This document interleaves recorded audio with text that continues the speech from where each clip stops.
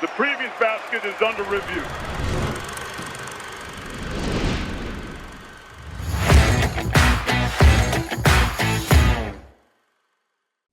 Hello, friends, and welcome to the Basket Under Review podcast. I'm your host, Eamon Brennan of Buzzer at EamonBrennan.com. It took me a second to remember the name of the podcast. We took a week off, and this is what happens when you lower the standards. You take a little time off. Anyway, we've got Tate back from The Ringer, Tate Frazier, as ever, here with us to go through an interesting couple of weeks on the college basketball front, particularly on the news cycle. Apparently, NBA guys are eligible to play college basketball now, kind of, sort of, maybe not. We're going to talk about that. We're going to talk about just the changes in the NBA news cycle over the past couple years here, where it feels like you can't take a couple of days off to travel around the holidays without the entire sport changing out from underneath your feet. We're going to talk about some interesting games from the start of conference play over the past weekend. Seton Hall, fantastic comeback, crazy Auburn, Georgia game. Micah Shrewsberry we're going to talk about because he tried to kill a ref, or looked like he was going to, for a couple minutes there. Kind of understandably so, given the call that happened, and how Micah currently fits into the theory that we put forward in recent podcasts on coaches cracking under pressure and how you can just see it happening. And this is like the most blatant case I've seen in a long time, even more so maybe than Ed Cooley throwing a water bottle at a baby. Tons more besides, a couple of topics to get to, and all the games ahead to look forward to this week, and what is now the heart of the college basketball season. Before we do all of that, as ever, it's incumbent upon me to tell you, go check out basketunderreview.com. $10 a month, you get everything that's behind the paywall, which I promise is high-level quality stuff that will make you much smarter about this sport, makes me smarter about the sport, and comes along with access to Trilly Donovan's Discord, where he breaks news and where there's a super lively community. And for that $10 a month, you also support us. Support this show, support all the other free stuff that goes out on YouTube and podcast video feeds. So go to basketunderreview.com, sign up, please, support us, and thank you to everyone there, and for everyone who's already subscribed for supporting our work. Also, go to homefieldapparel.com. Homefield, the best place in the world to get college athletics apparel of any kind. I've got a t-shirt. I'm just going to grab it. Yeah, grab it.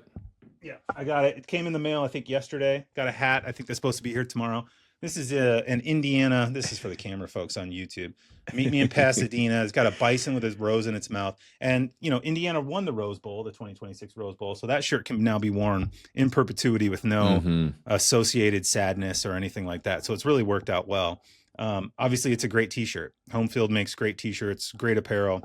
Some of the stuff they've been rolling out, particularly for Indiana, but for everybody in the college football playoff, has been spectacular. And they're also well into the college basketball season with the rest of us. Their Home Field House tour is weeks ongoing right now. Their next date, where they sort of set up a live experience outside of the arena, pregame stuff for you to do, merch for you to buy, is this coming Saturday, Tennessee at Florida in Gainesville.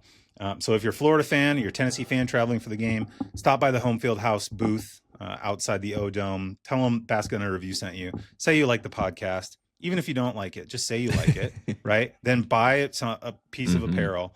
Everyone sees the connections here. They continue supporting us. Win-win for everybody. Thank you very much, Homefield, as ever, for supporting our show. And now we are into the podcast, our first podcast of 2026. Very excited. Tate, how you been, man? How were your last couple weeks? Been good. It's been actually a whirlwind to think about what you mentioned at the top of the show, which is when we left 2025, you never know what's going to come in the new year. Usually, crazy things happen, strange things happen, Stranger Things ended. So, that was a big thing that was going to lead us into the new year, right? And if you had told me that a player who was drafted, 31st in the NBA draft would be potentially on a roster to start the new year, I would say, oh man, that's pretty wild. I can't, fathom a world where that's reality. But we have talked about this. There's a loophole that is out there. Pro players have been playing college basketball. Everybody's been kind of letting it slide. And the pendulum kept swinging so far in the insane direction that we have gotten to the point where now a guy who's been drafted into the NBA is now playing for Baylor. Not very well, well, we should say. He has not looked great, in his first look of his return to college basketball with the Baylor Bears. But again, that's the world that we live in. This is, I guess as expected, right, Eamon? We knew that eventually they were going to try to poke the bear and see if this could happen. And now we live in a world where it does happen. So, my 2026 is weird. That's all I can say. That's the strangest start I could think of into the new year. Yeah. So I wrote about this on my newsletter, and it was a newsletter written in the midst of a family vacation in a hotel, kids asleep, wife asleep, burning a bit of the midnight oil. And it came after I had essentially, not shut off my phone, but essentially used my phone to make sure that my fantasy football players weren't injured before any games were starting when I was in the fantasy football playoffs. And that was honestly about it. Google Maps, other than that, like, very little active news consumption. Come back, sit down, gather my feet, right, to sit down and write and get into the James and Jai stuff, which was accompanied almost immediately by the Trenton Flowers stuff, which was even crazier because this guy plays NBA minutes, right? Now, that I think was the one I had the more emotional reaction to because I missed some of the Njai stuff, and the Trenton Flowers stuff was kind of happening while I was sitting down to write or had just happened that day. But that was just like, to me, a clear no-brainer of like, this guy played minutes for the Bulls a couple weeks ago. Like, this guy cannot be eligible we can't for college basketball, right? Right. And thankfully, the NCAA relatively quickly, it took like a day, but came out and said, no, that is the line. Like, if you're on contract with an NBA team, you are not eligible to play college basketball, and that's how it works. And I don't want to say to their credit, but as a matter of consistency, that is essentially how things have worked and how it works in the James and Jai case at Baylor, where, yes, he was drafted in the NBA. No, he has not played NBA basketball other than summer league, which again, to some people, is just like, come on, dude, like, he played in the summer league. He's not a college basketball player anymore. Totally understandably, that was my first reaction to it. It's still kind of my reaction, to be honest, but the NCAA is like, look, we've got these guys coming from overseas. They've played pro basketball. Okay. They may or may not be in the draft and then come, available to whatever. Like the line is a little blurry, but we draw the line at, you've had an NBA contract. You are not a college basketball player. And Jai didn't have a contract, hasn't played in the NBA. And therefore, under the crazy new rules of the world that we live in, despite being the 31st overall pick and in an NBA draft in 2023, I believe, is eligible to be a college basketball player.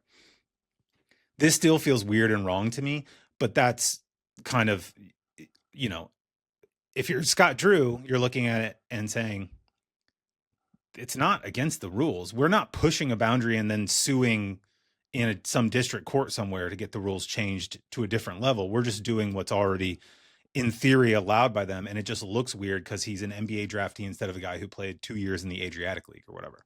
Yeah, that's the only difference. But the loophole has been there. I mean, we've just kind of been waiting for someone to take advantage of it, right? Right. And Baylor is in a position on the floor where they desperately need a guy like this, or at least in theory. And, in Jai's first game, I think this is probably the best case scenario, honestly, for this situation, is that the guy is just like a very average college basketball player. That's what I said immediately. I was like, if he's a superstar, we're in trouble. Big trouble. If he comes in and starts doing 20 and 12 and like lifts Baylor to close to the top of the Big 12, right, we're in deep trouble sort of rhetorically, and it's going to be on First Take, and like everything is just going to be a mess. Him being just okay, and in his first game, granted, it's his first game, he may grow into it. He played 17 minutes, came off the bench, had 5 points, 4 rebounds, a couple of turnovers, very nondescript performance, looked like a Big 12 level reserve. So there's that, which is maybe kind of encouraging. Now, how a guy, if that's what's to come, and maybe it won't be, maybe he'll improve, but that's what's to come, you kind of wonder why this guy got drafted 31st overall in the NBA draft a couple years ago anyway, and has had a couple of years of development in and out of NBA circles to try and get in the league. And if that's where he is, that's kind of a weird situation just in general. But he's a freshman in college basketball. And so this, obviously has struck people as a very strange turn of events. And again, the crazy thing about it to me was just, it was a couple days where I just wasn't looking at my phone as much and wasn't paying attention to the ins and outs and wasn't looking at, Twitter, and wasn't aware that, oh yeah, that, this might happen, and seeing the reaction to it, whatever. It's just like coming back and being like, oh, I guess this is a thing now. And then you add the Flowers news on top of it. And this will kind of feel like old news to people who were paying attention last week, but there's probably a lot of listeners who did, similar to what I was doing, and just kind of took a breather on college basketball for a few days, or maybe most of the week. But, coupling it with the Flowers report that was pretty quickly retracted and debunked, but for 2, 3, 4 hours there looked like a real thing, was like, oh, okay, I guess there's just nothing anymore. And college basketball is just like, there are no rules, and people are just going to try to push this envelope as far as we get. We didn't quite get to that level, but you can understand why fans feel that way about the Najee stuff, and why, he got booed by TCU fans, and Baylor lost that game against TCU, and he didn't make a big impact in it, but he still now has become a representative, and Scott Drew in some ways has become a representative of college fans becoming truly disillusioned with the uncertainty around what rules work and don't. And we have to give, like you said, the NCAA credit for at least drawing the line somewhere, which is basically like, if you're playing on an NBA team, you can't come back and play college basketball. But we also have to point out the fact that they've let it get to this point in the first place, right? Where they have let it get this chaotic and insane. And they're basically trying to let it be so insane that Congress has to do something, as opposed to them having to do something. They're just trying to kick the can over to the other side and say, hey, you guys, went against us in all of these different cases, and now look what you've created. You've created this monster, so now you need to regulate the monster that you guys were a part of creating. And in reality, they created this monster, and they have not put any regulations to really try to stop it. I mean, the only thing that we really got was what Charlie Baker putting out a statement that got shared and regurgitated and aggregated all over the place, basically saying, don't worry, the guy who actually played in the NBA can't play in college basketball. But yes, the guy who played in G League and was drafted at the NBA can play in college basketball. That is the line of demarcation. That is what we learned. And that now creates a whole different economy of player, kind of recruiting, which is going to be fascinating because, yes, Scott Drew did it first, but he's not going to be the one that does it last. And I think there's going to be a lot of teams and a lot of coaches. You mentioned the pressure cooker that these guys are in, like a Shrewsberry, obviously Ed Cooley. We got to say it again. He hit a baby with a bottle. If you're in a position to hit a baby with a bottle, you're also in a position to go to the G League and scour around and find guys who could potentially uplift and help your team that have not gone up to play NBA minutes. And the fact that they can have been drafted guys and bring them back to college basketball is insane. I remember when J.R. Smith came back to play golf in college, and I had to do this weird, like, wait a second, he was a pro. He could play college golf, and it's like, well, it's a different sport, He's got 4 years. Oh, it was also cute. It's like, oh, isn't that nice? Yeah, right. But like, even no really then, cared. That was the first time that my brain was like, there's a world here that there are no age limits, right, to this, and you could really tap back into the market, even if you're a guy who was a great basketball player that played professional baseball, and then a team wants to bring you back in when you're 28 years old to come play basketball. It's like, okay, well, that's all within the realm of possibility. I guess we've seen it with Brandon Whedon playing quarterback for Oklahoma State, right? So we've seen it happen before. But this was the most egregious because he got drafted. Like you said, I'm knocking on wood. I hope because he's not a superstar, maybe this doesn't lead to some sort of trend. But if you're a high school recruit that's like a 3-star under the radar kid that's like trying to find opportunities to get a scholarship to go play college basketball, this is your worst nightmare. I mean, I saw Matt Barnes talking about this with his own kids. He's like, I'm worried for my kids, and I'm Matt Barnes. Like, imagine you're just like the regular dad in Gary, Indiana, who's trying to get your kid an opportunity at a D1 scholarship. They're not coming to find you anymore when they can go to the G League and find these guys. And I think for me, that's the real cause for concern. So if they put like an age limit on this, like 25 or whatever it may be to make it make sense, then I'll feel a little bit better. But again, the NCAA has no inclination and really no motivation to do anything because they're just saying, hey, Congress, you created this monster, you deal with it, and we'll see what happens. So there's no leadership, as we both know. Yeah, no, it's true. I mean, I do feel for the NCAA a little bit because, as we've talked about over the last number of years, and this goes into the news cycle and the speed at which things change. You go back 15, 20 years, you couldn't get a minor NCAA rule change done in less than like 2 or 3 years and summers of consultation and committees meeting and all this different stuff, right? And so much of that has been taken out of their hands in the last few years by forces outside their control, namely courts. And, you know, the NCAA, every time they've tried to make a rule, whether it's about transferring or eligibility, you know, restrictions, whatever the case may be, it's gotten struck down in court somewhere. And so there's a, you know, you can understand the NCAA being like, hey man, we've tried and we keep telling Congress they need to do something about it. And Congress is not a body in its modern incarnation that is capable of doing multiple things at once, right? It just isn't. And so, you know, they're working on a permitting bill about, you know, energy permitting or whatever. That's like what Congress is doing. They are not also taking up this bill. You know, they're doing appropriations for the next year. They're also not worried about college athletics. It's just the bandwidth is limited and the desire to get stuff done is limited.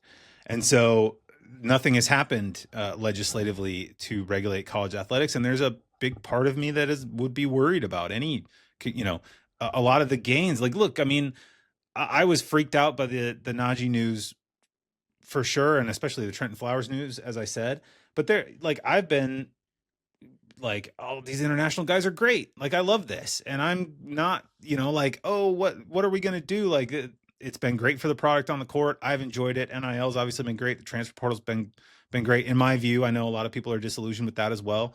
But in terms of creating quality teams and high level basketball at the top level of the sport, it's been great, with drawbacks along the way, particularly the further you go down the sort of D1 pyramid. But there is now, it does come to a point, right, where you're just like, this isn't college basketball in any meaningful sense. And the speed at which things happen, I think, really overwhelms me. And I follow the sport like for a living and have for a long time. And just the quickness with which things change, coming from a world in which coaches used to be able to tell players where they couldn't transfer, and they'd X out entire leagues. Like, you're from the, you know, you're a Wisconsin transfer, you can't go to the Big Ten, you can't go to these schools in the ACC because I know they recruited you when you were a freshman, and these are the schools you can transfer to. Also, I called the coach that you want to go to, and he doesn't want you anymore because I told him he shouldn't take you. You know what I mean? It's like exactly it's ultimate collusion, right? And that rule took years and years of like public outrage to get changed, and media members burying coaches and being like, this is not fair. You can leave for any school anytime you want for any amount of money. Just let the kid go play where he wants to play. That was like a 6-7 year conversation before that rule finally changed. And then obviously the portal, you know, made it even more just willy-nilly and free for all, and created the freedom for players to go out and combine that with NIL and sort of do what coaches do and totally change the recruiting landscape. But I do understand a lot of fans looking at this and being like, well, hold on, it's December and you signed a guy out of the G League who got drafted and you're just plopping him on your roster. Like, how does this even work now?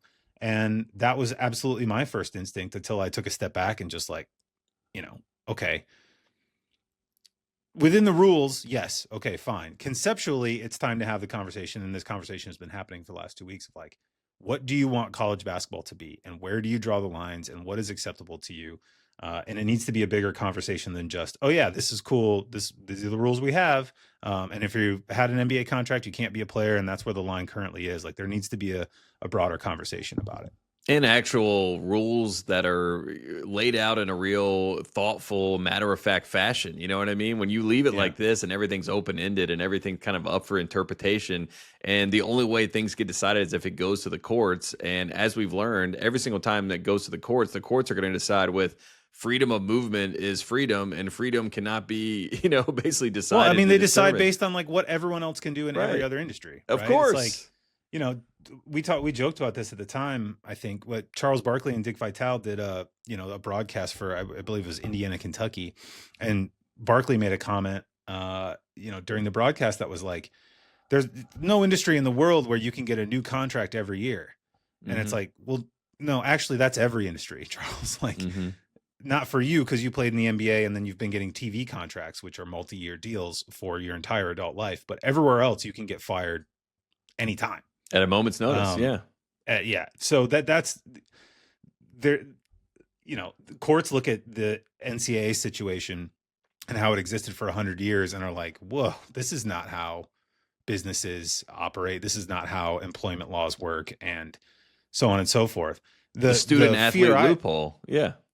For sure. The fear that I have too with the Congress stuff is like, it's crying out for that, and it's hard to find a different venue for things to be standardized in many ways.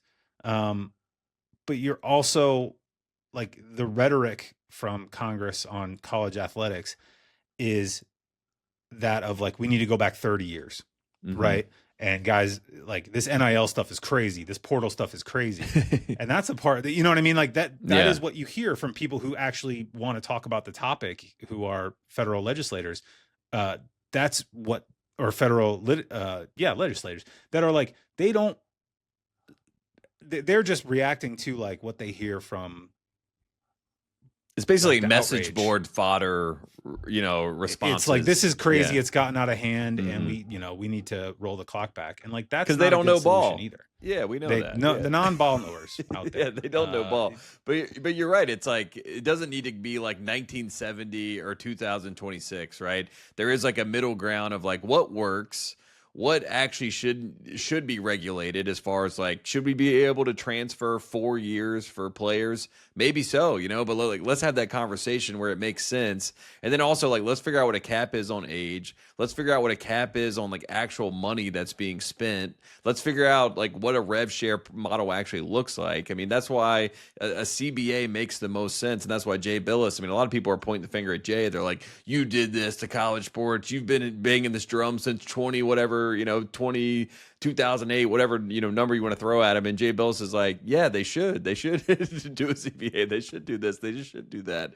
But it's like, it feels like it's only 100% one way or 100% the other way, which is like ultimate chaos. It's either bad chaos or good chaos. I think we're in good chaos, I guess. I think the other way was probably bad chaos, because of, when you don't have freedoms, I feel like that has to be kind of put in bad territory. But it also feels like there's a way to contain the chaos. And there's a lot of smart people and a lot of people that have been in college sports that should have a lot more say in the matter than they do. And I think whenever you talk to a person about this, they have really thoughtful insights. But whenever people get together and try to come up with what the answer is, that's when things go sideways. And I think that's really the issue. It's like, person to person, it can be fixed, but people, they cannot fix this problem. No, we're not very good at that, just in general, in the world these days. Yeah, I think the last 5 years have been kind of a bit of a sweet spot, and maybe you draw it in the middle of the 5 years in like 2024-ish, where the NIL money is kind of it's good and it's big, and guys are getting paid kind of commensurate to the value they bring to these bigger teams and bigger programs, but the money isn't so crazy that it is, driving people insane. And the eligibility and freedom of movement stuff isn't quite so, like, now you're actively turning certain, subsets of fans off because they just don't recognize the sport anymore. And you've got a guy, presumably totally well-intentioned kid, essentially, to me anyway, whatever Najee is, probably he's 21 years old for the record. Yeah. He's not like 28-year-old former pro who's coming back for a quick paycheck or whatever. He's trying to advance his basketball career, and there's something to be said for that too. So yeah, I don't know. It's a weird deal. And like I said, like, this stuff used to happen so slowly, and the changes used to be so minor, and like getting guys a $3,000 stipend for cost of living on campus so that they could pay rent without, underhand deals and stuff like that was like a multi-year process of constant debate. And now it's just like, oh yeah, guy got drafted. No, that's fine. He's cool. He can join the roster in December, like, no problem. Right. And so it's just we live in a very weird college basketball world. And I'm glad anyway that it seems like finally we got up to a line, where the NCAA came out and actually said something of like, nope, the line's At least here. they finally said something. Yeah. I mean, I feel like Zugic last year with Creighton, when it was like, oh, this guy was like the second leading scorer on his team in EuroLeague, and he's about to join Creighton for like, and it was sort of the same deal as what we're seeing right now with Baylor, where it's like he hasn't really been a piece that has made such a dramatic difference, right? As far as like being some superstar scorer or whatever it may be. But once you saw that, you already knew that someone was eventually going to put apples to apples and say, well, the G League and the Euro League are basically essentially the same sort of deal. Why can't I go after these guys? And they're in domestic territories that I can go to South Dakota and watch them play and say, hey, you want to come play with us with Nebraska or whatever it may be. And G League guys don't get paid any money. You know what I mean? Like they're not getting, it's relative to some of the Euro leagues, especially they're not getting paid. And relative to college basketball, there's, if I was a G League guy grinding it out for whatever they make, $80K a year or whatever, it's like, why would I not try to get back into college basketball right now if I can get 300, 500, 600, which is not an outlandish amount for roster guys these days. And I had an AD say this to me when I was asking him about this. He was like, I wouldn't be shocked. He's from the South, so he's in the SEC. He was just like, I wouldn't be shocked if this happens in baseball too, where there's guys in the minor league that are making no money, like you just said, and they're like, oh, I can go play for Texas. And, I have 2 years of eligibility. I'd much rather go play for Texas, go win a national championship, get a lot more visibility, and then, get pulled up in the system in that way. And I'll get more eyeballs than if I play for the Durham Bulls.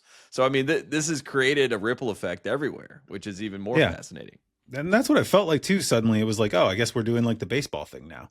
It's like you can get drafted and then kind of go back and like, oh, maybe you're in the minor leagues for a little bit. And then like someone owns your draft rights. Right. Like it's just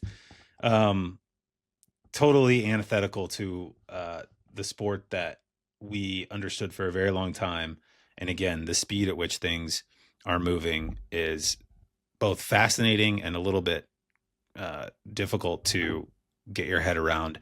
And again, that's me saying that as like a pro NIL, pro transfer portal, like have had to make that case to readers and subscribers of my own newsletter and other places and past jobs and all that stuff. Of like, casual guys, conversations actually, you have to, 100%. Yeah. You're talking to, other dads at a birthday party or whatever. Like, actually, I think this is pretty good. They'll go off on one about like the portal and how it's ruining college sports. I'm like, well, actually, if you think about it, like the guys, the coach has been paid for a long time. These guys, deserve to get a little money too, et cetera, et cetera. That's coming from my perspective of being, I feel like I've been a little bit extreme on it in some ways.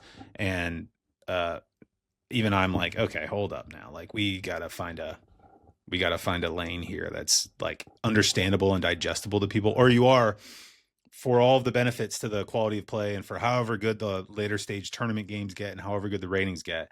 It's sort of like conference realignment. Like you allow these little steps towards things to keep going and going and going. And eventually you end up with Cal in the Atlantic Coast Conference. Yeah, exactly. And you get to a place where people are like, what the hell is this? What am I watching? Like, why are you in the ACC? What is this? One last thing I wanted to ask you, because this is another thought I had just with this whole thing. Coaches have always been the highest paid, obviously, in college sports. I mean, it's a coach's game. If you would go to the Final Four in 2019, it's Bruce Pearl's picture, Tony Bennett's picture, right? Chris Beard's, like it's the picture of the coaches, the four coaches that are sitting there at the Final Four, and those are the stars of the game. Do you think, like in our future, the $10 million contract to the coach, they're going to cut off the top, and it's going to be like pro coaches? Because like Andy Reid is not paid as the high, like he's not paid way more than Pat Mahomes. You know what I'm saying? Like I do feel like that's the other thing that has always been knocking at the door, which is why some of the coaches were at first very reticent to really buy into the whole idea, because eventually the Grim Reaper is going to come around and he's going to be, trying to trim off the top all the money. And I think some of that money is going to come from the coaches eventually, right? Or am I crazy to think that? Because that's always been college sports, but I feel like that might be the big shift where you get younger coaches getting paid less money, and it looks a little bit like how the NBA is right now. Yeah, I mean that's a potential scenario for the probably the medium term future. I think it still seems unlikely in a world where these NIL deals are 1 year because the coaches have contracts. that are multi-year. And so they have the, like, you don't really have to buy out an NIL guy. You know, it just doesn't work out that year and everybody takes the sunk cost and moves on with their lives. But the coach, obviously, another topic that has drawn the attention of lawmakers at various levels of government in our glorious federal system has been, you know, the college football coaches buyouts and the crazy numbers that these schools and their boosters are willing to figure out to pay guys off and get them out of town. So yeah, maybe. I mean, I think that seems more likely in a scenario in which you do have collective bargaining and you're signing guys when you're signing them in the portal or when you're recruiting them to multi-year deals, right? And that have clauses for when you can get out of that deal or if you can. Because then, yeah, if you've got Ade Debonsa signed up to a 2-year deal and freshman year it's not going so good, the coach is like in the NBA where you see those power struggles all the time. The star player is going to have more weight than the coach in theory. But I don't think we're there yet. And because again, it's a 1-year deal for all this stuff. And it's so disorganized and case by case, it's probably unlikely. But yeah, I mean, the power, I think the interesting thing about NIL to me has always been that there was this idea that like, oh man, if you start paying players, you're going to bankrupt these athletics programs. You're going to make it so all of their, non-revenue producing sports are like screwed. You're going to have to violate Title IX because you can't, keep up with the requirements for equal women's scholarships and so on and so forth. Because of football. And what NIL, because of football. And what NIL has done is found, again, like a loophole where the money doesn't really come from the schools, and the schools have various amounts of control over it. And the coaches and the programs obviously have a huge amount of control over it, but the money comes from outside sources. So it's just like you found, like the joke, there's a classic joke about like, NIL's here. Alabama's going to find an oil field under Tuscaloosa or whatever. But that's essentially what's happened for a ton of these programs. They've just found outside money that, they don't care about having their name on a building. They don't want to be the one person who builds the new basketball facility. They're just happy to contribute to the roster and the team being good every year. And I think maybe some of the money's come out of facilities and come out of some of those fundraising projects that schools were doing, and it's being redirected to the talent, which again, good thing in my view. But it hasn't come from like the coaches' salaries or school funds in any meaningful way, or trying to rebalance these athletics budgets. It's just become a new source of money that maybe would have been donations in the past, maybe would have been a campus building with some rich guy's name on it, instead goes to the roster and is turned over every year. It's kind of worked out pretty well. You know what I mean? Like, it hasn't created the sort of total stress on these athletics departments that I think a lot of people thought the very idea of college basketball players being paid, at least if they were paid from a like true revenue sharing model. And again, we'll see how all that plays out when it kind of gets started in its nascent form next season. Yeah, the most ironic thing to me is that NIL in and of itself is a loophole, because it's not even what it was created to be, right? We're not paying these guys for their market value of their name, image, and likeness. It's just like we've created collectives to then put money into to pay these guys to play. But it's under the guise that, well, if they play and they play well, that will in turn create market value, which then could end up being worth this amount of money from these different places like Marriott and all these other sponsors that are with the school, Coca-Cola, whoever else. And remember when Armando Bacot was doing like cute little Fortnite sponsorships on his Instagram page? Like, oh yeah, play with me on Fortnite. I've got my little character in there or whatever. It's just like, we're not. That at the time seemed to me like to be like a pretty sophisticated, because most of it was like local sandwich shops. And right. Like car Seth Trimble has the and Ben stuff. and Jerry's in Chapel Hill, right? And his face on the Ben and Jerry's. Like, that is the, by definition, name, image, likeness. But again, we've created a monster out of, again, the whole system has always been trying to find the edge, the loophole, whatever you want to call it, to make you feel better at night. And even with NIL, which is a good thing, it has been used as a loophole to then do pay for play. But as we both know, and Ed Orgeron so eloquently put it, there's been pay for play in the front door, which is today, and there's been pay for play in the back door, which has always been the system at play. You know what I mean? And it's just like, we've done it both different ways, and now it's at least for the most part, at least it's forward facing, which is a good thing. We just need a little bit of regulation and some common sense, which again is not so common. Yeah, I think about poor old Tony Bennett talking about, hey, look, like I'm not against guys getting a little money, you know, for doing some ads or whatever, but you know, we don't want to get into the space of, you know, just straight up paying guys. That's not what we're all about. And it's sort of like, well, sorry, buddy. Everybody else that's why is straight up paying guys. Yeah, that's why I was out. They're being paid for it basketball talent and literally nothing else. And if you want to dress it up as, you know, the local car dealership is, you know, gave me a car or whatever, that's nice too, but that's not where we are anymore. And I think if this had happened over 15 years, again, people would be a little bit more amenable to it, but we're in essentially year 5 going into year 6 now. And there is a certain type of fan still, even if you argue all this stuff to them and tell them like, hey man, you know, well, coaches could do this, blah, blah, blah. They could leave anytime they wanted. They'd leave their whole roster there. Those guys had to stay if they weren't allowed to get out and transfer to where they wanted to go. And this is a, you know, better balance of yada, yada, yada, free market. There's still a group of people who are just like, this is not college sports. So there needs to be a little bit of a repositioning, to where I don't open my phone after a couple of days of travel and tourism and hanging out with my family and think, wait a second, this Bulls guy that I know because he's on the Bulls, which is my NBA team and has been since I was a kid, is like talking to college coaches. That can't be true, right? Being not true, thankfully. But the fact that you could believe it, though, it tells the you fact that graphics were made. Yeah, I think Tipton had a graphic with like what teams he was talking to, right there.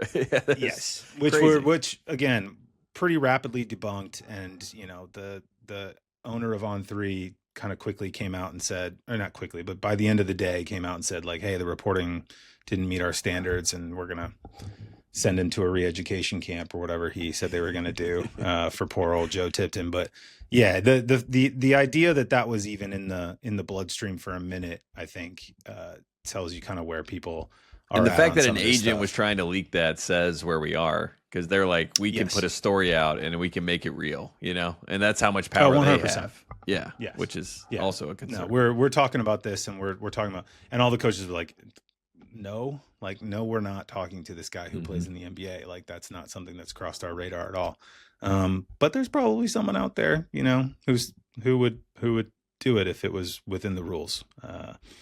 Because there are coaches out there who need to get wins. You mentioned one earlier, and we're going to transition now. Micah Shrewsberry. Oh man, buddy, you can't be doing that.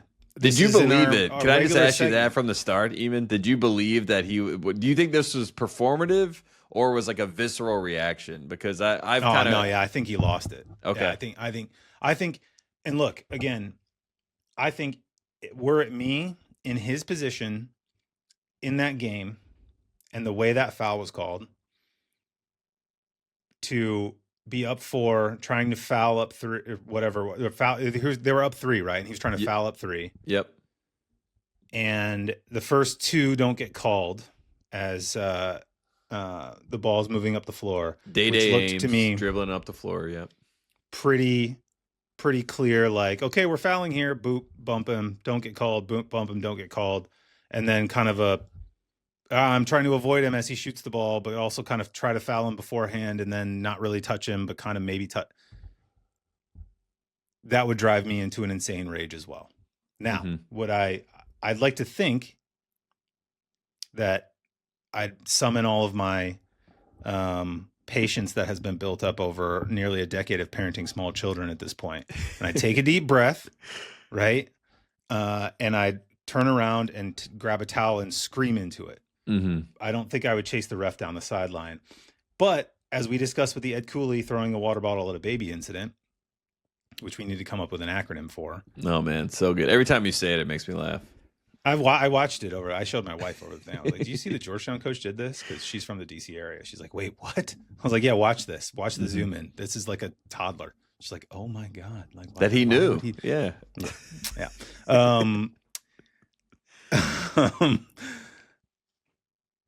The cracks always show when these guys are under pressure and when they know they need to win. And it can come out in different ways. And it can be, again, like we talked about a couple weeks ago or 3 weeks ago, even, like Wes Miller just looking hale and gaunt and kind of like out of it after a brutal loss in a season where he needs like to get into the tournament. Basically, he did again against Houston this weekend. Yeah, and you see that's one manifestation. You also see it in the Ed Cooley of like, oh, this season is not going well, and we just lost at home to Xavier, and I am furious right now. And like, you go into like, if he was in practice, that'd be like a totally normal thing that people probably seen him do like 50 times or whatever. But it can't happen in the game, and Shrewsberry is right in that mix right now, because Notre Dame, and this is, again, sort of a lead into where Notre Dame is. It's not a bad team. They're 10-5. They lost by a point at Ohio State, which took Nebraska, still undefeated Nebraska, to the wire tonight as we record this. Was decent against Houston, decent against Kansas, beat Missouri, horrible beat Missouri, had a horrible loss to IPFW in their own gym, but beat TCU at TCU, which a team that beat Baylor tonight, the Baylor team that's destroying college basketball in the minds of a lot of fans. Like, so there's a chance in another world, another result here or there, that and Cal away is kind of one of them, where you think you're going to win that game, where you can at least get yourself in the mix for the tournament, which is something Notre Dame badly needs to do this year with the roster that they have, with the seniors that they have, with Burton, with freshmen like Harrelson. Like, this is a year that you need to at least be in the tournament mix. And you can see it sort of slipping away, or at least maybe in that moment you can feel it slipping away. And look, I think it's a bad call, right? Mm-hmm. I've seen, like Fran Fraschilla, who I really respect and who is, I think, among analysts, like really on top of the rules, talks to the refs, always comes into the season with like, knows what the changes in emphasis are going to be around the new rules and how they're going to be enforced and stuff. And he did a tweet about why it feels borderline, but it makes sense with the continuous motion stuff that's in the game this year, which is, again, like a good thing in the aggregate. But it feels bad and would be bad, and I would be mad about it, and would have been mad about it if I were a Notre Dame fan, if Notre Dame basketball fans existed. But I don't think I would try to like chase the ref to the locker room after it, while literally 15 people held me back.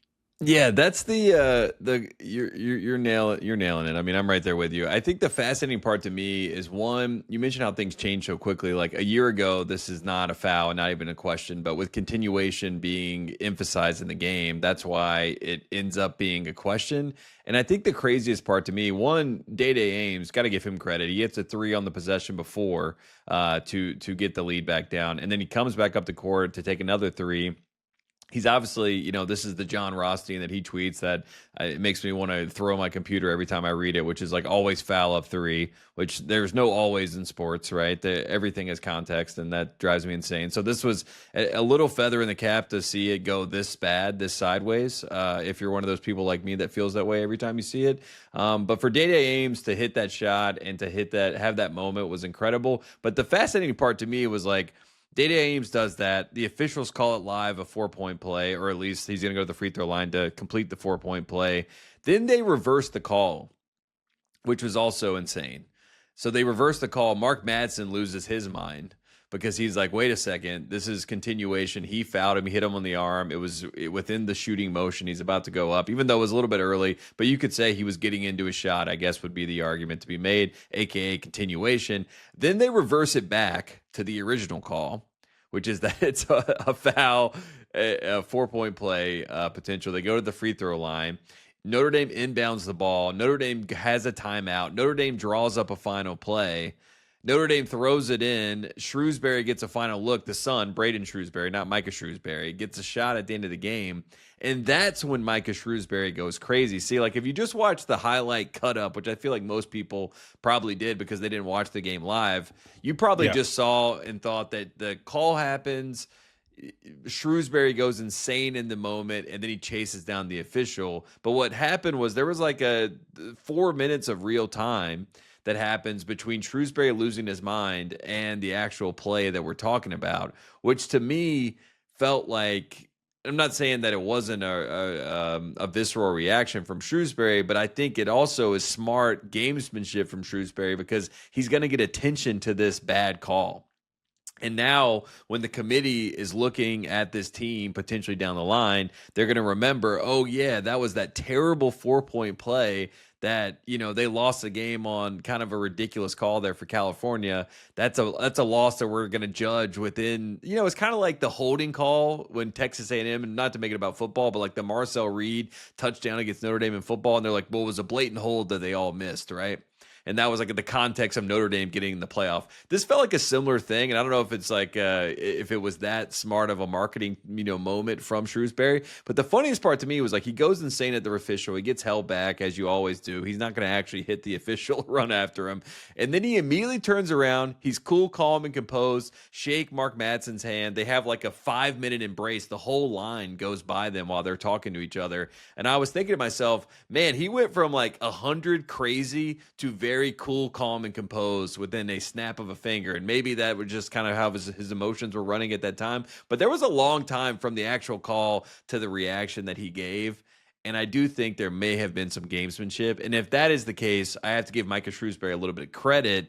But also, chasing down the official is insane, so there's no way I can actually give him credit. It's like I'm having all types of feelings as I'm watching this in real time because I happen to be watching this game because I'm on the West Coast. You get trapped into watching Stanford. By the way, Stanford beat Louisville. That was a great game that happened on Friday as well. But that Cal game, I was watching it live, and I was saying to myself, did he do this to get the moment? To get people to look at how bad this call was? Because if he did, it's kind of genius. But if he didn't, then he's losing his mind. You know what I mean? So I absolutely love this theory. Okay. I admit this did not occur to me because maybe I've just seen too many coaches, or even too many coaches at like the youth level, like in AA tournaments or youth soccer tournaments, that, they are in game mode when the game is happening, but the second that it's over, they're ready to fight the ref in the parking lot. Like if I would have won, I'd have been fine. Mm-hmm. But now all the anger and resentment that I've built up in the last 5 minutes towards you is going to come out.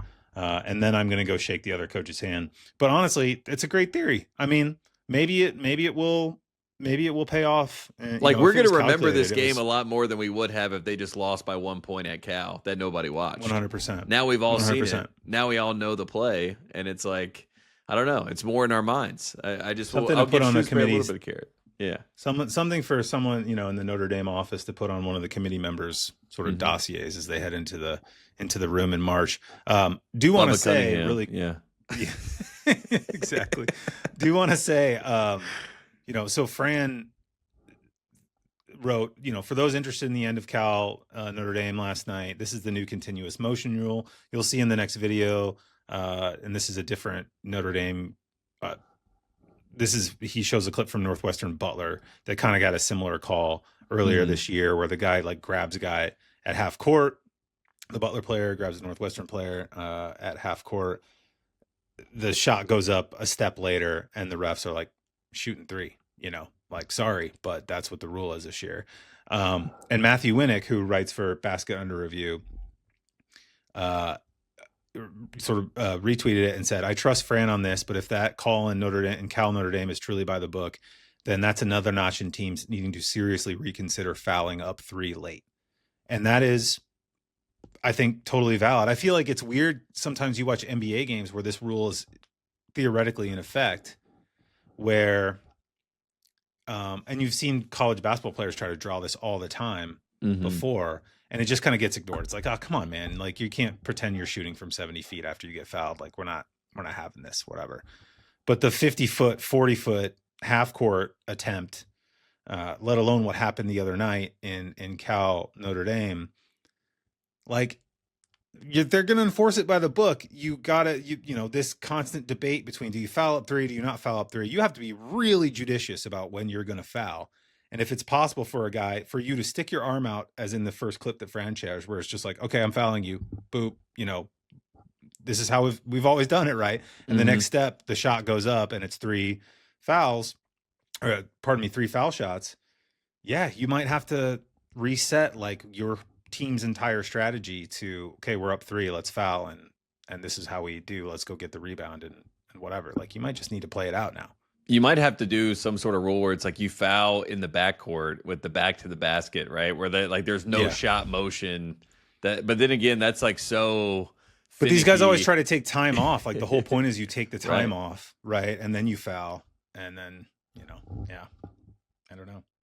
I think it's a fascinating wrinkle, because I like when things like this matter, especially when it gets to March, where it's like, this is coaching. This is what it comes down to. And it's like, how many times have we practiced this and actually ran through the motions? And now we all have tape to show kind of the worst case scenario of this situation. A game is in hand, and then you try to just foul a guy, but unfortunately you hit him on the hand. That's going to lead into his shot, and then the rest is history, and you end up losing the game. So this video should be shown everywhere around the country, and I'm sure it has been in a lot of locker rooms.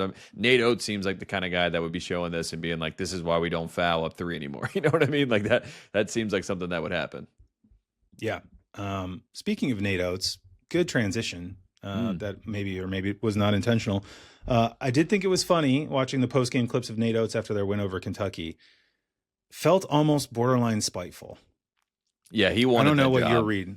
I don't know what your read on this was, but to me, so Alabama handily beats Kentucky. Post-game, Nate Oates is asked about guarding Kentucky's post players, and goes on a 2 or 3 minute answer about all of the film work and breakdowns he and his staff did about Kentucky's big guys and how they have not passed the ball well when they've played any high major teams, and that their assist rate against bad teams is pretty respectable. But when you look at their rates against high major competition, it's single digit assists out of the post for Kentucky, and that those guys are going to look to score. They don't pass the ball well. It just keeps hammering this point. And part of this is Nate Oates just kind of being Nate Oates. If you interview him in press conferences or talk to him, he just he's a savvy guy. He's not like totally, completely socially inept or something like that. But he is also kind of the guy who's just going to be like, math said to do this, so we did it. And he'll hammer that point home as much as he needs to. But it also very much felt like, these guys are predictable, and we were able to easily handle them through just simple coaching. It was no big deal at all. And I was kind of like, oh, this feels a little mean. Yeah, it also feels like Nate Oates is like, you present a problem, and he's like, that's pre-algebra, but I'm doing calculus over here. And I feel like that's a lot of the times what happens in these press conferences, where someone would be like, well, Kentucky has such a great assist rate. How'd you guys kind of lock in on them? So then he's like, you presented this problem as if you have the answer and you know the math, but let me give you the real math behind this, which is they actually aren't good, and they actually have been, stockpiling their numbers against bad opponents. And if you really look at the tape, and I have looked at the tape because I've actually done the formula correctly, they are not a good team that knows how to pass the ball. And I know that, Nate Oates is not afraid to, look, he was the first guy I've ever seen that's a new coach to really go after Coach K when he got that Alabama job, when they talked about COVID, and he's like, well, I bet if his team was good, they wouldn't be talking about canceling the season, right? And that was the first time I was like, oh, wow, Nate Oates, not afraid to, bark up the wrong tree, so to speak. And again, Kentucky, not a tree you want to bark up, but this is a fan base that is upset. This is a fan base that has pitchforks ready. And when you have a situation like that and you're Nate Oates and you're, saying basically, I could do a better job at Kentucky, which I think is what he was alluding to. I found that fascinating because I know that they reached out to him the first go around, and I know that he was obviously taken care of at Alabama. But if Pope's time is running out as they seem to think it is, and they're trying to put forth that whole idea, Nate Oates would be the first call for them. So for the guy that would be your first call to be making comments like that about the current iteration of the team, I thought that was a lot of you could read between the lines as to what is going on there. A lot of SEC collusion, whatever you want to call it, happening right there in real time. I thought that was great. Yeah, and the funny thing about it is again, nothing he said was incorrect at all. And it's what we've talked about with Kentucky too, is like this offense, looks nothing like a Mark Pope offense at any point in his high major coaching career. Any of his teams at BYU, even his team at Kentucky last year when Williams was a good high post and even low post passer.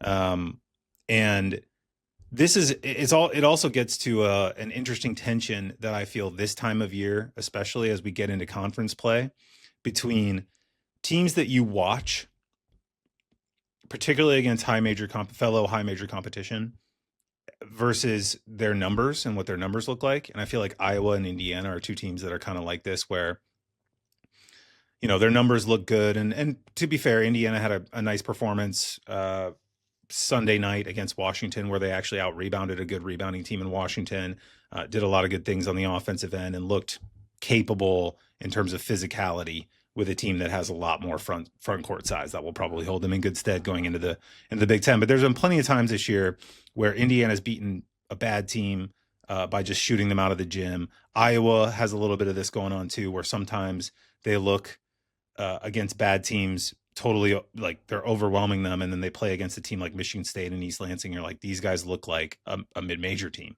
in terms of size and physicality. And so, what Oates said is, we looked at a few different stats coming into the game. I had our guys pull every assist they've had. When I watched them play, I didn't feel like they moved the ball great. And then you look and their assist rate is actually pretty high. Again, this is the core tension, right? This is a core tension with Kentucky all season. They've brutalized bad teams. And almost every time they've played a good team, they've not looked very good at these, core things that we're talking about.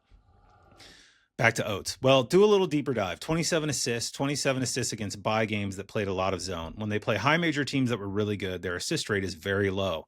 They throw it into the bigs. They're not really passing. They had 7 assists out of the post in 13 games coming in. Moreno had 4 of them. Our thing is, they throw it into the post. These guys aren't trying to pass. They're trying to score the ball. Mm-hmm. And this is the stuff that gets revealed now as we get into this part of the season. It's going to be interesting, like with a team like Vanderbilt, for example, who I'm super high on, think they're really good. They run great stuff. They are probably the apex team in this conversation because they're top 10 in KenPom. They've been great on both ends. They haven't really done anything wrong. But you do watch them play, and besides all the great stuff that they run, you do see some deficits in terms of size and athleticism that you would think in an SEC campaign will lead to a bad loss or two along the way. I mean, again, Nebraska, like Arkansas, 100%. Mm-hmm. You look at like Nebraska, again, still undefeated, flying high. Nebraska ball is at an all-time peak right now. Mast gives them a bit more interior sort of strength and durability, even if he's not like a high flyer or whatever. Like he does everything well in the basketball court, but that includes being like a solid presence in the front court. But you can see Nebraska, based on the way they play and the way their numbers look, based on how they've done against poor teams as well as pretty good teams to this point in the season, being a team that could get a couple of regress to the mean performances in the league. And so it simultaneously felt like slightly spiteful from Nate Oates, and yet at the same time like a guy who has just sort of set aside the social convention of like, I'm not going to tell you exactly how we beat them. I'm just going to say it because you asked the question. And that gets to like the really interesting tension in some of these teams that have impressive underlying metrics. And that's the stuff, I swim in that. That's the way I analyze the game in many ways. But there are teams this time of year where it's not the worst idea in the world to keep some of that stuff in perspective and trust your eyes a little bit with how they actually play when they come up against good competition. Absolutely. And also Nate Oates, every year he gets asked about leading the country in rebounds. And he's like, well, we lead the country in possessions, and that's by our pace. So every time you ask me that question, it's still a stupid question because we have more you know what I mean? It's like, so this is a guy who's always giving the context to the numbers in general. So I found that whole thing fascinating. There are 6 undefeated teams, which I was just looking at right now. I mean, Miami, Ohio obviously is a team 15-0 that we'll see what they really got going. Vanderbilt, who you They mentioned, need to go undefeated, by the way. yeah, probably based on their schedule, right? They'll be favored in every game. I mean, it could happen. Yeah. We could have an undefeated mid-major who has beaten nobody. Like going in, I'm serious. Like their schedule is their non-conference schedule is Lenardi terrible. puts them in the first 4. I mean, there is a very good chance, and especially having beaten Akron, and do they play Akron again? No, they don't.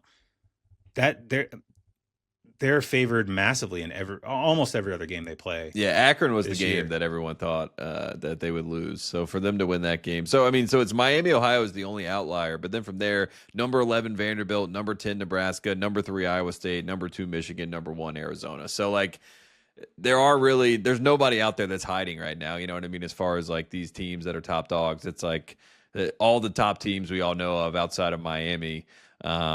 Which is also like we're going to learn a lot about Nebraska, Vanderbilt very soon. I think we kind of know who Arizona, Michigan, and Iowa State are, but those other two, it's going to be fascinating to see how they hold up once they get into the league. Yeah, 100%. And yeah, there are just teams that, you know, again, I go back to Indiana because they're just optimized coaching wise, I think, in a really interesting way. You look at their go to the style component section on KenPom, right? So their rate of threes that they take to overall field goals, 50.2%, 15th in the country.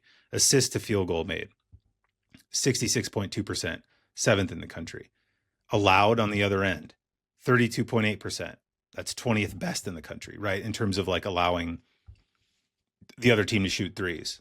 Assist to field goal made defensively, 41.5%, 8th best in the country. Like they're doing the things. They don't let other teams move the ball. They move the ball. They don't let other teams shoot threes. They shoot a ton of threes. They win the sort of math on both ends of the floor in interesting ways.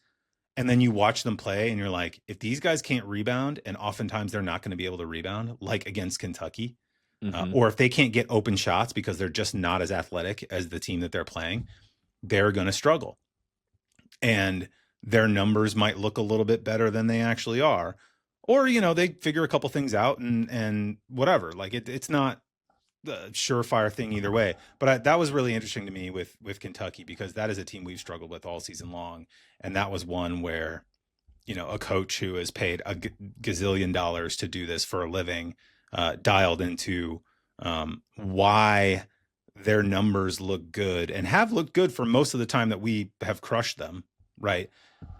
And don't actually kind of add up to why we're seeing such bad performances against top quality competition. So I thought that was kind of fascinating, and both a storyline and Nate Oates kind of being mean to someone in his own conference, while also just kind of giving you the hey, I like trains. Here's why the math works super well. Right. Here's why trains and boats are cool. Okay, one other kind of semi-odd situation that we probably should discuss as we bounce around over the last 2 weeks here. Darryn Peterson situation at Kansas. Where are we on that? It's feeling a little odd these days, and it's been a couple weeks now. Not a couple weeks, almost a couple months of Peterson kind of not playing, or either just not playing entirely, and Bill Self kind of trying to discuss why afterwards, and everyone just coming away from it being like, what? And you know, even to the point where, like, you know, my guy CJ Moore at The Athletic, his headline story from Peterson's ostensible return against UCF, I believe it was like UCF. The Darryn Peterson here it is. I pulled it up just in the time. Kansas Darryn Peterson stole the show in his much awaited return. Then it got weird. That's an Athletic headline, right? So like, this is not just, you know, a blog where the headlines are allowed to sort of stretch their legs a little bit, because it is weird. He keeps not being healthy, and I you wonder at what point this is going to not be a thing anymore. Yeah, it's really fascinating too because he looked great in the first half of that Looked game. very healthy, very robust. And like scoring at will. I mean, all the things, all the attributes that you would point to as to why he's discussed as the number one pick. So, I mean, I saw him in person in Chapel Hill. I was thoroughly impressed with how great he looked. And then it just seems like we've created this strange mile marker where he has to be quote unquote 100%. And if you start doing that and you start trying to get into the weeds of like, what is 100%? I mean, talk to any player in the country. Like nobody's 100%, you know, like what even is, it's a fallacy to be 100%. Everybody's nicked up. Everybody's got bruises. Everybody's got some sort of lingering issue. Someone's thumb is jammed. You know what I mean? Like there's always, and obviously, you know, there's a range of like what is and what isn't, you know, hurt versus injured, all that sort of stuff. But it feels like he's hurting and he's not injured, but they're treating like the hurt as an injury to protect him at some level. And Bill Self, every time he's asked about it, gives a different answer. And I actually feel for Bill Self because when you don't know who's going to play and your team doesn't know who's going to play, and they had that weird other chair for him for his cramping where he's not even sitting on the bench with his teammates. Like you've created a weird classes situation where you have like one guy who's over here and he's like treated differently than everybody else. And I know that has to have some sort of ripple effect around the team. And I'm sure it does at some level. So it's hard to get a team to really play all together as one, especially when you don't know if your number one guy is going to be there or if the number one guy wants to be there just based on the body language and things like that. Also, the minutes restriction has been very confusing. We've heard one thing, then we've heard different things. So yeah, it's a mystery. I mean, the whole Peterson thing is a mystery, and they put out like the Big 12 graphic, which is like when there's like, you know, conference play is coming, and he's not on the graphic. I thought that was weird, you know? Like this is the potential number one pick. The Big 12 is promoting the conference, and they don't even have the confidence in Darryn Peterson playing to put him on like the promo graphic, which had one guy from every team. You know what I mean? I thought you were going to do the Brian Windhorst like. Yeah, I wonder why. The fingers in the air pose. What do they know? Why would they do that? I mean, they had Badunga, I think, on it, or maybe it was even Council they had on it. But again, when I saw that, I just thought to myself, how crazy is it? Are we at a position where like Flemings is the star guard, freshman guard in the Big 12 that we're talking about and not Darryn Peterson when we should be talking about Darryn Peterson? But that's because this thing has gotten way out of hand. It's got very weird kind of, you know, handles on it, and it feels like it's out of Kansas's hands at this point. It's out of Bill Self's hands. So I don't know what to do with it, even. It's very strange. It's very odd. And Bill Self's quote after, I wanted him, we doctors, everybody. Who's everybody? I'm doing the Windhorst thing again. Wanted him to be on a minutes restriction the first half, and it was hard to do when Melvin Council's got fouls and El Marco knees hurt, and we didn't really have anybody to put in there. The second half, I thought he started out fine, and then it started bothering him. We expected something like that to happen. We were hoping it'd be a situation in which I could control it a little bit better by minimizing his minutes in the first half. He hasn't played 9 games, so obviously it's concerning, but it's going to be how he feels. I thought he did great. The second half, that's been a concern that his legs feel differently. And a lot of that, I think, today was based on if I could have played him less in the first half, would he have been more available in the second half? And I think the answer is probably yes. So is he on a minutes restriction or not? Mm-hmm.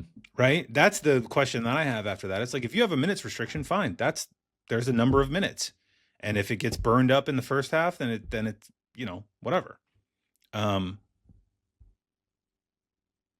Doesn't feel like that's the case here.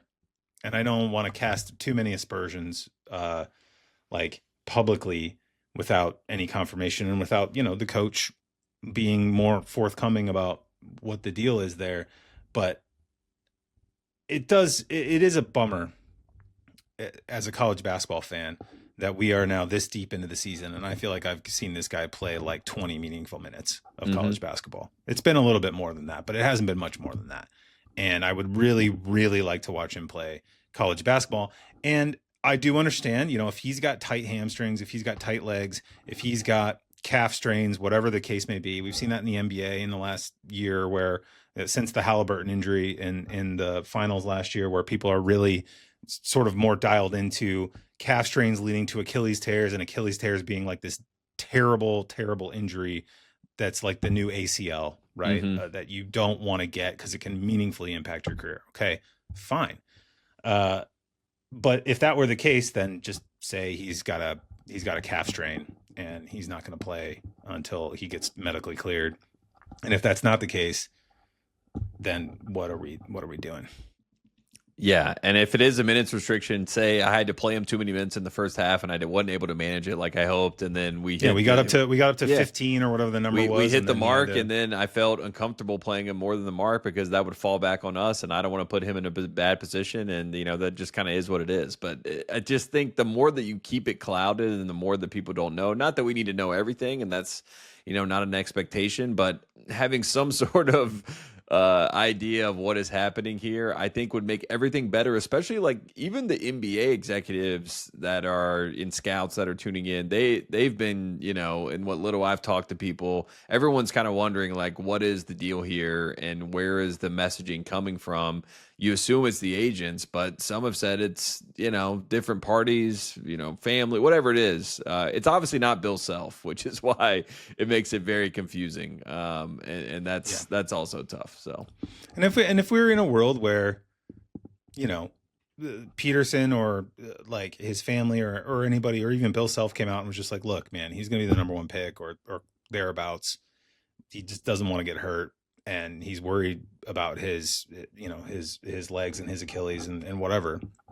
You could kind of be like, okay, like that's fine. You get it. Like he's got a lot of money on the line here, got a long career ahead of him, and he's not feeling right. And so we're just going to preserve, that value, whatever. But there's also like the consideration of it like, except for a totally terrible, debilitating Achilles tear, right?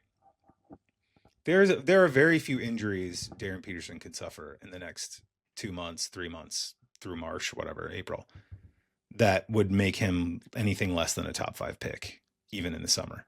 People would still take him if he was hurt in the draft. He's a guaranteed top 2 pick, and if he got injured like that, he'd still be a top 5 pick, right? It's not.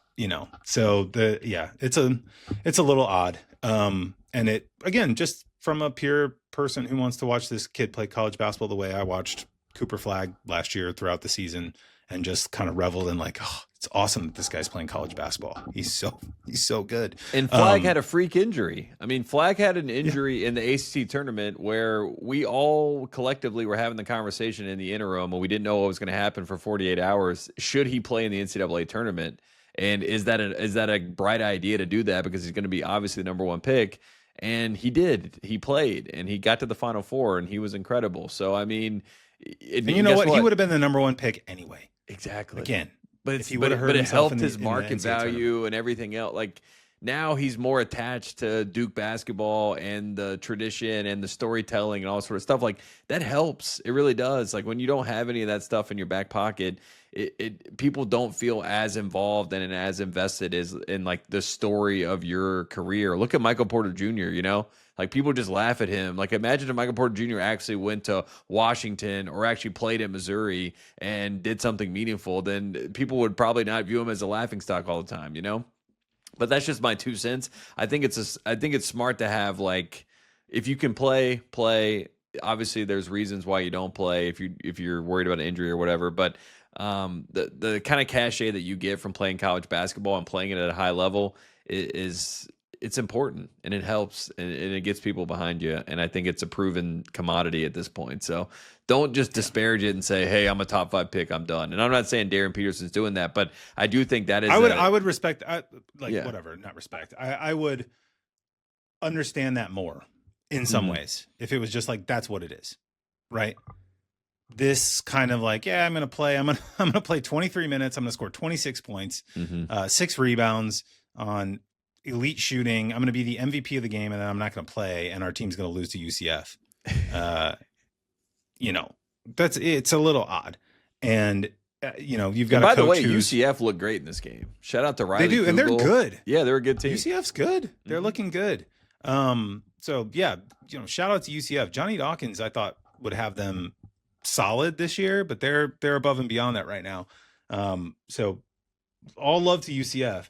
Just to a bit of a weird deal, especially in the position that Bill Self seems to be in, where he's kind of trying to massage the situation without saying one way or the other what is actually going on. And it's just kind of like there's no injury diagnosis, but there's constant talk of doctors and managing an injury. That it's just whole For thing's Bill Self to have to odd. deal with Hunter Dickinson for like 2 years and then deal with this, like my I don't man know has what you been mean go- by that. I don't. Hunter Dickinson seems like a totally easy to go along kind of guy.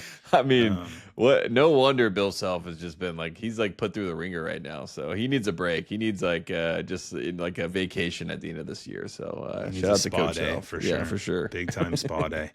All right, a couple quick mentions we wanted to bring up from the past weekend of games, which again was like the first proper weekend. I know they're interspersed through December these days, but the first proper weekend of conference basketball. Great great comeback by Seton Hall in a really ugly game to play a game in the 50s and come back by 16 points in the last couple of minutes. 18 points in the first half for Seton Hall. Embarrassing. It was Absolutely terrible. massive performance. It feels like what we're going to see a fair amount out of Seton Hall in this Big East campaign is like questionable offense, a hard-nosed defense, complete and utter dedication to the cause, no stopping whatsoever, some ugly wins along the way. The Georgia-Auburn game was completely insane. I was watching from like a birthday party. I stepped outside of a child's birthday party to try to watch the end of that game and kind of semi caught it as I was also trying not to be totally rude and mean about it. But like, a big win when you almost completely collapse like 3 or 4 times. And I did want to bring up again, Michigan just kind of continues to beat the shit out of absolutely everyone. They are now up to number 2 all time, eclipsing last year's Duke team with Cooper Flagg and Con Knipple as the number 2 all time Ken Pom team. Like if the season ended today, they'd be number 2. Will that sustain through Big Ten play? We'll see. But every time Michigan has a totally ludicrous spread, they cover it. Like the spread can be, they're playing a good team like USC and it's a 22-point spread or whatever, and they win by whatever the number was. And then Eric Musselman does a crazy flyby handshake because he just cannot stand that his team just got brutalized by this Michigan team. It is nuts how good the Wolverines are right now. Yeah, they I feel like, I know the AP voters are kind of like, we can't move Arizona until they lose, but at some point you just gotta, the eyes aren't lying to us. They look like the number 1 team in the country. I think it's obvious, and that's no shade to Arizona. I think Arizona's been great. They've done nothing to not be the number 1 team in the country. But again, Michigan looks like and plays like the best team in the country. And I was laughing because you mentioned it. Trilly put together the whole montage of all the blow-by handshakes of conference play because these guys all know each other. There's no love lost between them. Obviously, sometimes you get a nice moment, but for the most part, everyone's pissed off when they lose. So for Eric Musselman to just be so disgusted by Dusty May, that made my weekend. That was hilarious. So It's Michigan, hilarious. they're so good. We almost had an equally fast drive-by in the Providence St. John's final handshake line where Patino just about went 95, 96 on the highway past Cam English. And, we've talked about St. John's like ad nauseum in the past few weeks and all of their issues and how they continue to show up and so on and so forth. But Providence maybe not dead yet. We have to like call time, not call time necessarily on the Kim English era just yet, because look, if St. John's continues to be a 25, 30-ish team in the net, which they may not for forever, depending on how, what they can figure out offensively moving forward. This is a potentially like marquee-ish win for Providence in a season that they've been close a few times. The Butler game was a heartbreaker. The Virginia Tech game was a heartbreaker early in the season. There's maybe something happening here for a Providence team that I think a lot of people thought had a lot of talent coming into the year, has not played well defensively, but maybe still has something about it. Yeah, Vox was incredible late in that game. And just the storyline of Hopkins being with St. John's and that whole back and forth. I mean, it was It was a great bit of a drama. bit of a Yeah. handshake line scenario as well. It was given old Big East, which we love to see. And Rick Pitino, he did not, hold back anything in his press conference talking about this game. So, it's definitely like, for me, St. John's, I don't know what they've done so far to really make us believe that they can really right the ship there, especially in the backcourt. But Zuby Ejiofor was incredible in this game, and that was the one bright spot for them. But other than that, that was an all-time collapse. And for Kim English, that was just a nice, like, that had to feel good to win that game on the road in MSG against a guy who left your program basically because he was like, I'm going to bigger and better things. And I'm sure that felt good for him. Yeah, I've seen a bit of St. John's fans starting to get a little agitated now with their own coach and their own players. Mm-hmm. A little bit of the post-game press conference stuff with Pitino talking about how many Providence fans were in Madison Square Garden, which to me is just like, there's a ton of Providence fans in New York City. I think anytime, unless you're number one in the country or whatever, like that kind of arena is gonna have a great atmosphere, but it's gonna be a mix of fans.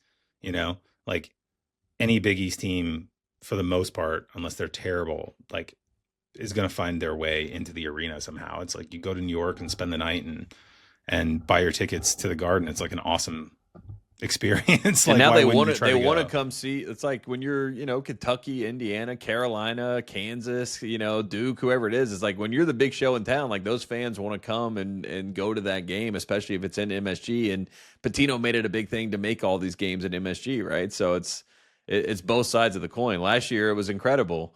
This year, obviously not so much. Not so much, yeah. And I also saw a tweet of someone who said, Zuby, please, someone just help me. I can't score every single point for us. And then Bryce Hopkins, and it was a clip of like an NBA guy I don't recognize missing like 10 practice hook shots in a row, which is, Yeah. The natives are getting restless at St. John's, which you can kind of understand why, because it's not going great. Preseason top 5, which is, we've seen North Carolina was a preseason number 1 to miss the tournament. We've all talked about that, and there's been a lot of examples of this, but I did not expect them to be this bad. I thought that they would be, not UConn in the Big East, but I thought they would be right there. And right now, I mean, Villanova looks like the second best team in the Big East. Seton Hall, Villanova. Yeah, they do. Yeah, no, it's St. John's has some stuff to figure out, which they have had to figure out since like August, and we've been talking about it since then. So we don't have to beat the horse again. All right, let's look ahead real quick to some of the better games coming up in the next few days here. Since we're here, Duke Louisville, that's a big one. That's a good one. At Louisville, although Mikhail Brown is not playing. Is that still? That's confirmed. Case? Yeah. I mean, unless something drastically changes, that is the report. He's not going to be playing. So, that's not good. And this is coming off a Stanford loss. So they kind of need this game, Louisville, to right the ship. They fell all the way down to 20 right now. And that's another team that everyone kind of thought was in title conversation territory. But without Brown playing, it's a little bit different. I mean, he's kind of like the diet version of what we got going on with Darryn Peterson. It's like, obviously we're going to talk about Darryn Peterson, but Mikhail Brown Jr. is right there. And apparently he's a top 5 pick too, that could be weighing whether he should be coming back or not. So that's also fascinating. Oh, I don't like to hear that. I mean, come on, man, you're playing Duke at home. Yeah. Let's play. I hope that's not the case. Not that I've heard anything that it might be. St. John's, Butler, we'll see about St. John's. I'm kind of whatever on Butler. Georgia, Florida, Tuesday night is also very interesting because obviously Georgia is one of the surprises of the SEC season. One of these teams that, again, numbers look uniformly good across the board, had the win over Auburn. Not the best execution down the stretch in a variety of facets, but I like them. I also, again, another team we've talked about a ton. I like Florida. I still like Florida, even despite the loss to Mizzou.